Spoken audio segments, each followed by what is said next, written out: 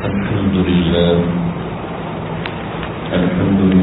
نحمده ونستعينه ونستغفره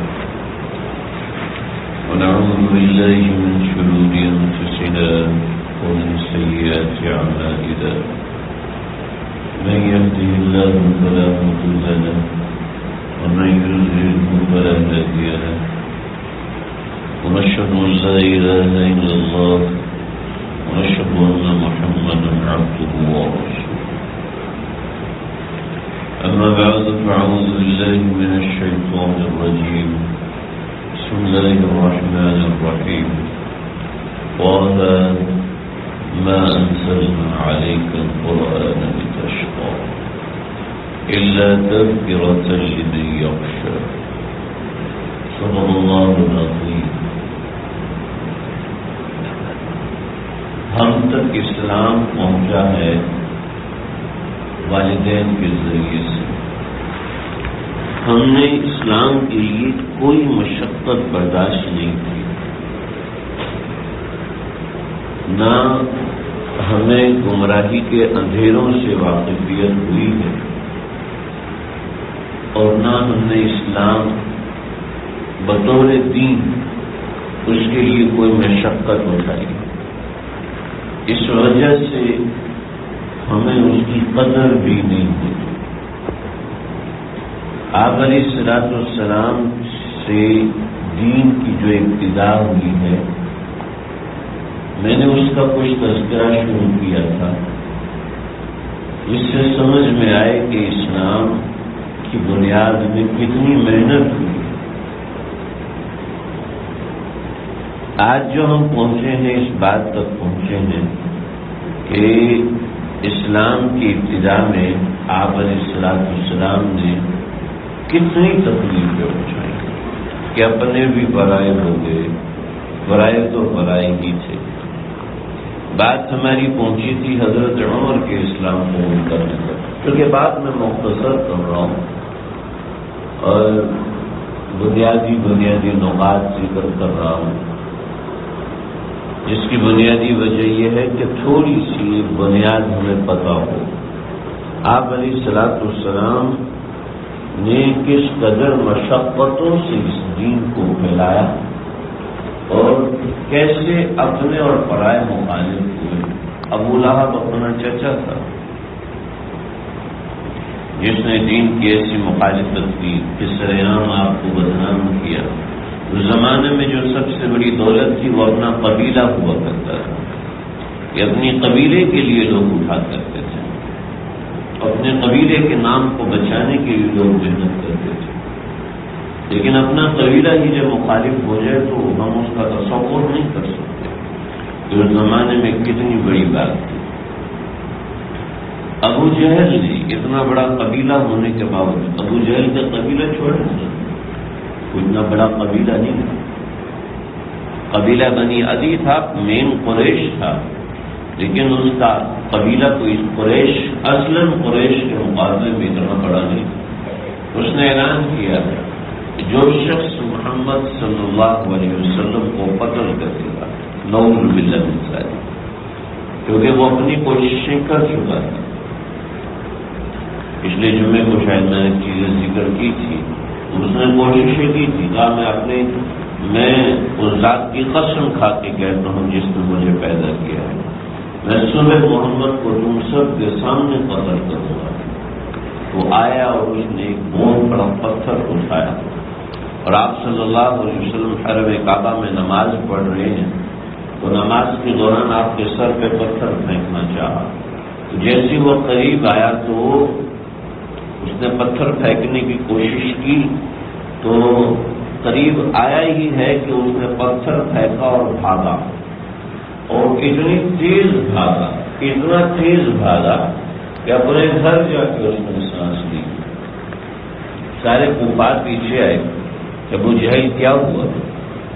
تو کہنے لگا کہ کیا تم نے نہیں دیکھا جو میں نے دیکھا؟ نہیں. کبینی وبینہ، یعنی آپ اور میرے درمیان ایک بہت بڑی آگ کی کھائی آ گئی کہ اگر میں ایک قدم بھی آگے بڑھتا تو وہ آگ کی کھائی مجھے اپنے لپیٹ اتنا بڑا معجزہ دیکھنے کے باوجود اگلے دن پھر یہی کوشش کی، دوبارہ بھاگا۔ لوگوں نے پوچھا کیا ہوا، کیا آج بھی تمہیں نظر نہیں آیا؟ کہا نہیں، کہا میرے اور آپ کے درمیان ایک بہت ہی بڑا بیل آ گیا تھا کہ اگر میں ایک قدم بھی آگے بڑھتا تو وہ مجھے اپنے سینگوں کے ذریعے سے قتل کر دیتا۔ آپ صلی اللہ علیہ وسلم سے پوچھا گیا تو آپ نے فرمایا فإنہ جبریل، وہ اللہ کی طرف سے جبریل تھے کہ ابو جہل اگر آگے بڑھتا تو اس کو قتل کر دیتا۔ تیسرے دن بھی یہی ہوا تو اس نے بہت زیادہ کوششیں کی آپ صلی اللہ علیہ وسلم کو سب کے سامنے ختم کر دی۔ پھر اس نے اعلان کیا کہ جو بھی محمد صلی اللہ علیہ وسلم کو قتل کرے گا نعوذ باللہ من ذلک، تو میں اس کو 1000 اونٹ دوں گا، اس کے خاندان کا کفیل بن جاؤں گا۔ عرب کے اندر ضمانت دینا ایک بہت بڑی بات تھی، اور کوئی بھی کسی کی ضمانت دے دیتا تھا تو اس کی نسلیں بھی اس کو نبھایا کرتی تھی۔ چنانچہ حضرت عمر رضی اللہ عنہ اس وقت مسلمان نہیں ہوئے تھے اور اسلام کے سخت مخالف تھے۔ حضرت عمر رضی اللہ عنہ کو پتہ چلا تو ابو جہل کے پاس غضب سے نفیس پہنچا اور کہا کہ واقعتاً کیا تمہاری طرف سے یہ اعلان ہوا ہے؟ تو ابو جہل نے تصدیق کی۔ حضرت عمر نے تلوار نکالی۔ یہ تلوار نکالنے کا معنی یہ تھا کہ میرے راستے میں کوئی بھی نہ آئے، یہ اس کا ایک نشانی ہوا کرتی تھی اس زمانے کے اندر، جیسے آج کل ہارن ہوتا ہے کہ اس راستے میں جو بھی ہے پیچھے ہٹ جائے، تو اس زمانے میں تلوار نکالنے کا مطلب ہے کہ ہم اس سے کوئی بات نہ کرے۔ تو راستے میں ایک صحابی نعیم بن عبداللہ رضی اللہ عنہ، وہ مسلمان تھے لیکن ان کا اسلام ظاہر نہیں تھا۔ انہوں نے عمر رضی اللہ عنہ کو روکا کہ وہ سمجھ چکے تھے ابو جہل نے اعلان کیا تو بہادر لوگ اس قسم کی کوشش کریں گے۔ تو نعیم بن عبداللہ آگے بڑھے اور کہنے لگے عمر کیا کرنے جائے؟ بتایا کہ میں اس ارادے سے جا رہا۔ تو نعیم بن عبداللہ کہنے لگے پہلے اپنے گھر کی خبر لو، تم دوسرے کا گھر صاف کرنے جا رہے ہو، پہلے اپنے گھر کی خبر لو کہ تمہاری بہن حفصہ بنت خطاب اور تمہارا بہنوئی زید ابن سعید رضی اللہ عنہما یہ دونوں شام قبول کر چکے، تمہارے اپنے گھر میں اسلام داخل ہو چکا، تم دوسروں کے گھر سے اسلام نکالنے کے لیے جا رہے ہو۔ تو عمر ابن خطاب وہیں سے بڑھے، جب گھر کے دروازے تک پہنچے تو ظاہری بات ہے گھر سے باہر آوازیں آ رہی تھی۔ حضرت خباب رضی اللہ عنہ یہ دونوں بہن کو اور بہنوئی ان دونوں کو قرآن مجید پڑھا رہے تھے اور باہر آوازیں آ رہی تھی۔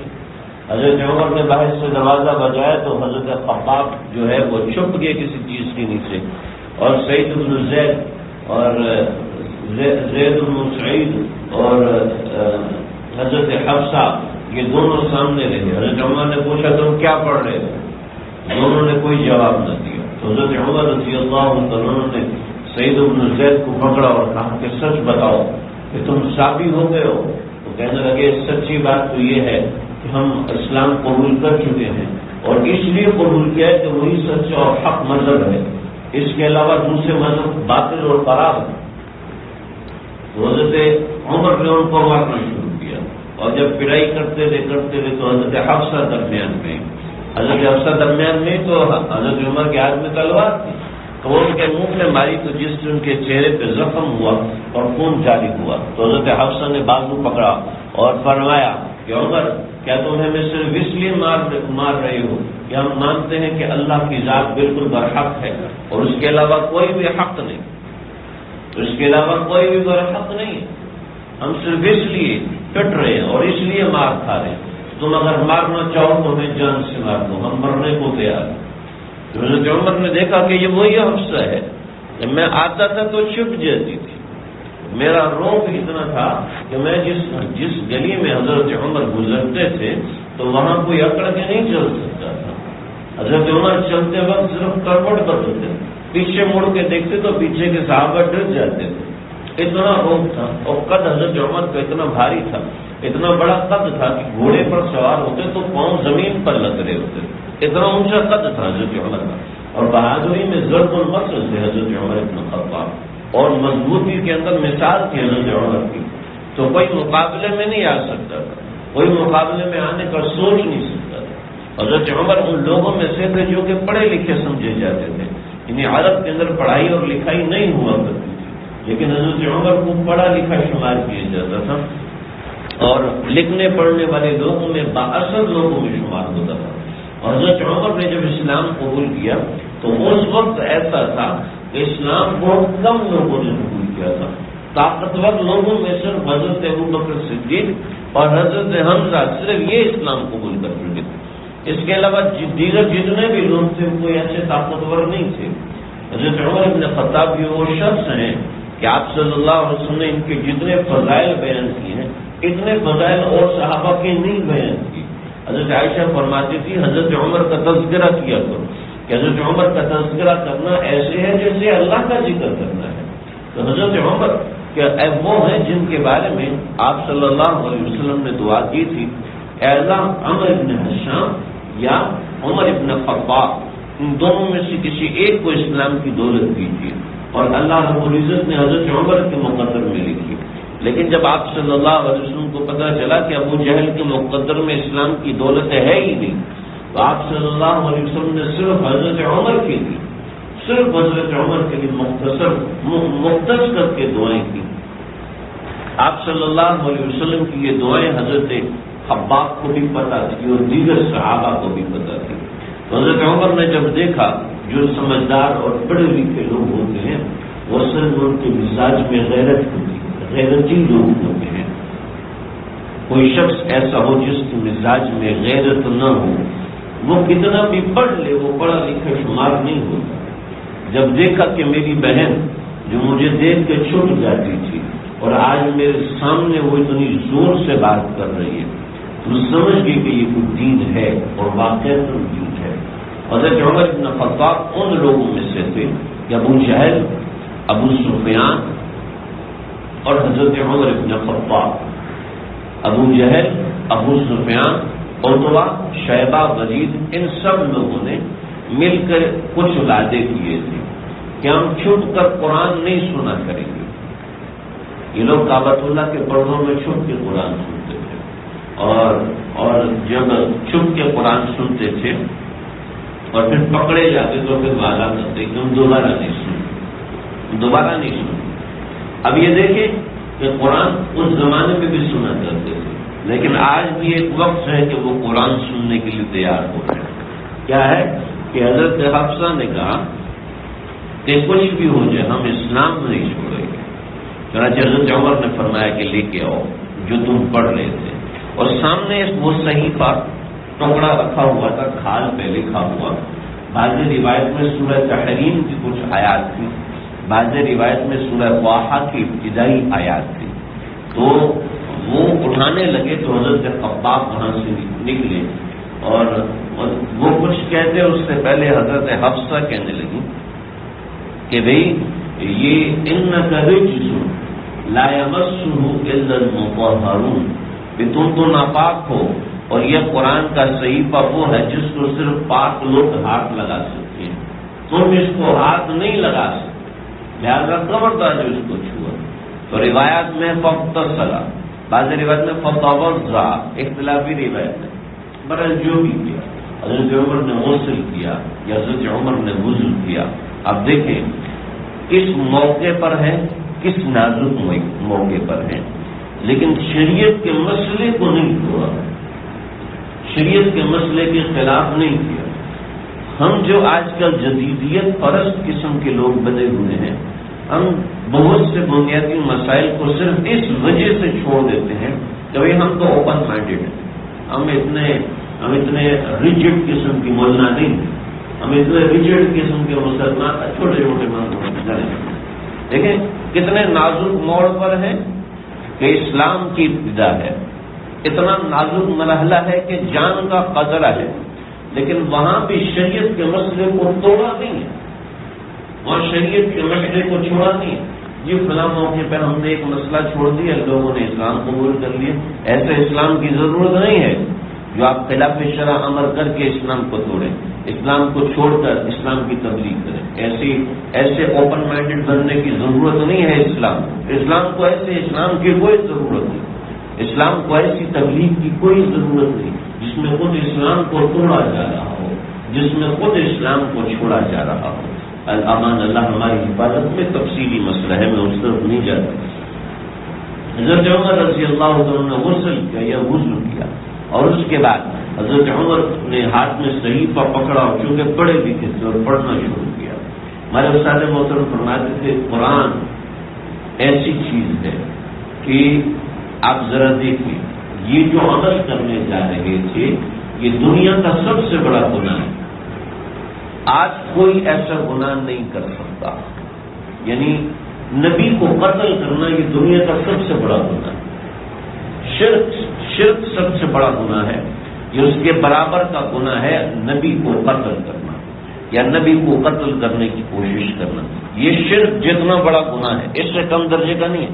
زنا کرنا چھوٹا گناہ ہے، شراب پینا چھوٹا گناہ ہے، قتل کرنا چھوٹا گناہ ہے، لیکن کسی پیغمبر کو قتل کرنے کی کوشش کرنا یہ اس سے بھی بڑا گناہ ہے. اتنا بڑے گناہ میں مبتلا ایک شخص ہے. اور یہ تو ظاہر کا گناہ، اور باطن کا گناہ کیا؟ شرک ہے. دو وہ گناہ ہیں جو کائنات کے سب سے بڑے گناہ ہیں. لیکن جب قرآن سامنے آتا ہے طٰہٰ مَا أَنزَلْنَا عَلَيْكَ الْقُرْآنَ لِتَشْقَىٰ إِلَّا تَذْكِرَةً لِّمَن يَخْشَىٰ تَنزِيلًا مِّمَّنْ خَلَقَ الْأَرْضَ وَالسَّمَاوَاتِ الْعُلَىٰ الرَّحْمَٰنُ عَلَى الْعَرْشِ اسْتَوَىٰ لَهُ مَا فِي السَّمَاوَاتِ وَمَا فِي الْأَرْضِ وَمَا بَيْنَهُمَا وَمَا تَحْتَ الثَّرَىٰ وَإِن تَجْهَرْ بِالْقَوْلِ فَإِنَّهُ يَعْلَمُ السِّرَّ وَأَخْفَىٰ اللَّهُ لَا إِلَٰهَ إِلَّا هُوَ لَهُ الْأَسْمَاءُ الْحُسْنَىٰ. یہاں تک صرف یہ چند آیات پڑھی. سورہ طٰہٰ کی چند آیات ہیں جس نے حضرت عمر کے سینے سے شرک کو اٹھا کے نکال دیا اور ظاہر میں اتنا جو بڑا گناہ ہے اس کو نکال دیا. آج ہم کیا وجہ ہے کہ قرآن روزانہ اس سے کئی گنا زیادہ سنتے ہیں، نمازوں میں اس سے زیادہ پڑھ جاتا ہے، اس سے زیادہ قرآن سنتے ہیں لیکن چھوٹے چھوٹے گناہ بھی نہیں نکلتے. کیا وجہ ہے کہ اس سے زیادہ قرآن ہم پڑھتے ہیں؟ یہ صرف 8-9 آیات ہے. اس سے زیادہ قرآن پڑھتے ہیں لیکن اس سے چھوٹے چھوٹے گناہ بھی ہمارے دل سے نہیں نکلتے. اس کی بنیادی وجہ ہے کہ ہماری نیت ان اعمال کو ترک کرنے کی نہیں ہوتی. جب گناہ چھوڑنے کی نیت نہیں ہوتی تو بھلے سے 2 پارہ پڑھ لیں، بھلے سے کتنے پارے پڑھ لیں. دیکھیں قرآن جو ہے ہمارے پاس کرین آتی ہے، کرین. اس کرین کو دیکھنے سے پتہ چلتا ہے کہ یہ مٹی نکالنے والی چیز مشین ہے. ہمارے پاس موٹر سائیکل آتا ہے، کہتے ہیں یہ وہ مشین ہے جو آپ کو چھوٹے چھوٹے سفر کرواتی ہے. ہم کسی بڑی بس کو دیکھتے ہیں تو بڑی بس کو دیکھتے ہی پتہ چل جاتا ہے یہ ایک شہر سے دوسرے شہر کی ٹریولنگ کے لیے استعمال ہوتی ہے. اگر ہم ٹرک کو دیکھتے ہیں تو ٹرک کو دیکھنے سے پتہ چلتا ہے کہ بھئی اس میں سامان لوڈ ہوتا ہے اور سامان ایک جگہ سے دوسری جگہ پہ جاتا ہے. ایسے ہی ہے قرآن. ایسی کتاب ہے تو اس کو دیکھتے ہی کانسیپٹ بننا چاہیے کہ یہ کتاب ایسی ہے جو میری زندگی سے زنگال کو، گندگی کو، برائیوں کو نکال کر میری زندگی میں نیکی کو لے کر آئے گی، میری زندگی میں گمراہی کے اندھیروں کو نکال کر میری زندگی میں ہدایت کے اجالے لے کر آئے گی. یہ وہ کتاب ہے. جب ہم اس کو اس تصور سے پڑھیں گے، صرف پڑھیں گے، سمجھ نہ آئے کوئی بات نہیں، صرف پڑھیں گے، آپ دیکھیے گا ان اللہ یرفع بہذا الکتاب اقوام. اللہ اس کتاب کے ذریعے سے اقوام کو تبدیل کر اونچا اڑاتی ہے. یہ کیسے اڑاتی ہے؟ ہمارے سامنے ہزاروں واقعات ہیں، عشاق قرآن کے ہزاروں واقعات ہیں. ہمیں قرآن سے عشق نہیں ہوا، ہم نے قرآن کو ایک فارمل کتاب سمجھ لیا ہے. بھئی میت کے موقع پہ پڑھا جاتا ہے، بس بچوں کو پڑھنی آنی چاہیے، رمضان میں تراویح میں پڑھی جاتی ہے، نمازوں کے اندر پہلی دوسری رکعت میں پڑھی جاتی ہے. بس ہم نے قرآن کو اتنا سمجھا. ان اللہ یرفع بہذا الکتاب اقواما. اللہ اس کتاب کے ذریعے سے اقوام کو، شخصیات کو، حضرات کو، مجھے اور آپ کو اونچے درجے پہ لے کے آ سکتے. شرط ہے کہ ہم اس سے محبت رکھیں.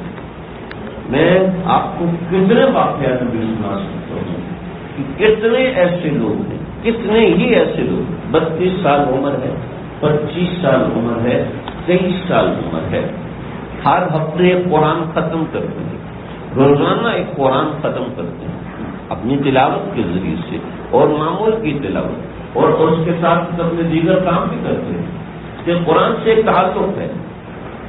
یہ ہمارا سیرت کا میں اس جگہ پہ آ کے روکوں گا آج کے جمعے پہ، انشاءاللہ اگلے جمعے پہ ہم رمضان کی تیاری کے حوالے سے چیزیں ذکر کروں گا۔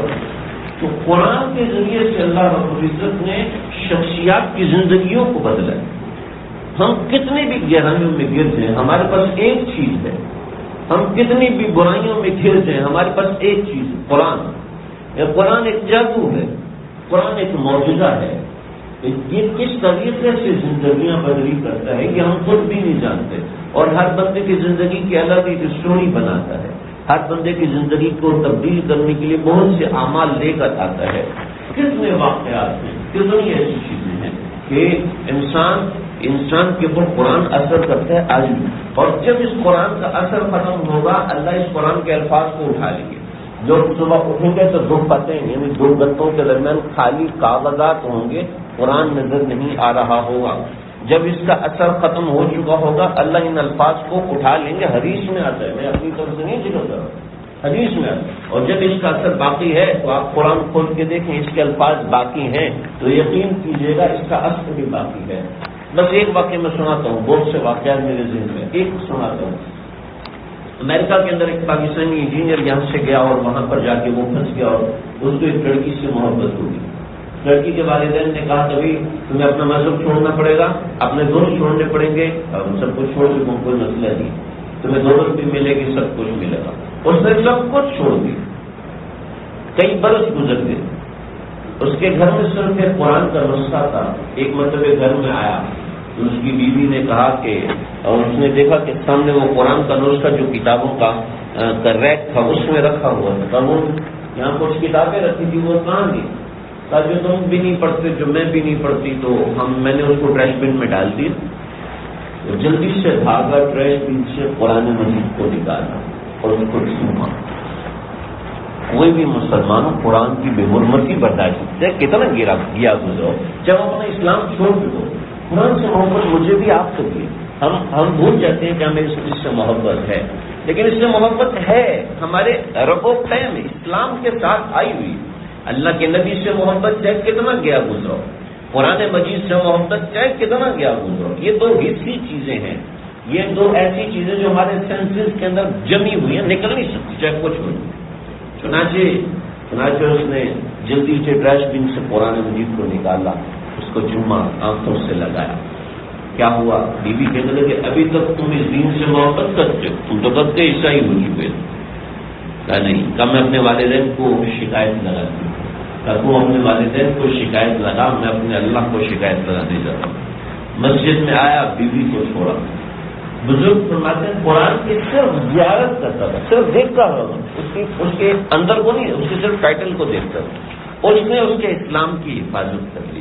جو قرآن ہے ہمارے دلوں میں آج تک ہے۔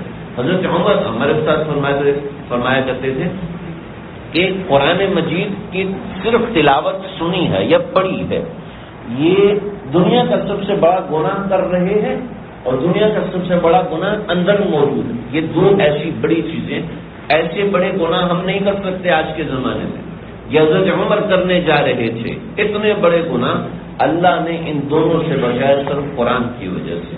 آج ہم اپنا قرآن سے تعلق بنائیں تو کیسا نہیں ہوگا۔ چنانچہ حضرت عمر وہاں سے نکلے، آپ صلی اللہ علیہ وسلم کی خدمت پہ پہنچے۔ آج یہاں پر صفا ہے، صفا پہاڑی، کعبۃ اللہ یہاں پر ہے، اور یہاں سے دائیں طرف آپ نکلیں گے تو صفا پہاڑی سے سعی کرتے ہیں۔ جہاں صفا پہاڑی ہے اس کے ساتھ ایک چھوٹا سا دروازہ ہے، اس دروازے کا نام ہے دار ارقم۔ یہ گراؤنڈ فلور پہ نہیں لکھا ہوا، فرسٹ فلور پہ لکھا ہوا، نیچے والے فلور پہ لکھا بھی نہیں ہے کہ لوگ، بس یہ ایک الگ مسئلہ ہے کہ لوگ وہاں پہ کیوں نہیں لکھا ہوا۔ یہ دار ارقم، وہاں پہ باب ارقم، یہ وہ جگہ ہے جو ہاں حضرت ارقم بن ابی الارقم رضی اللہ عنہ کا گھر تھا۔ آپ صلی اللہ علیہ وسلم نے یہاں پر 3 سال تک چھپ کر تبلیغ کی ہے۔ تو یہاں پر آپ صلی اللہ علیہ وسلم کے دروازے پہ پہنچے حضرت عمر ابن خطاب، اور آپ صلی اللہ علیہ وسلم دروازہ بجائے، اپنی تلوار سے ہی دروازہ بجائے. عجب جذب کی کیفیت تاری تھی، عجب حال تاری تھا.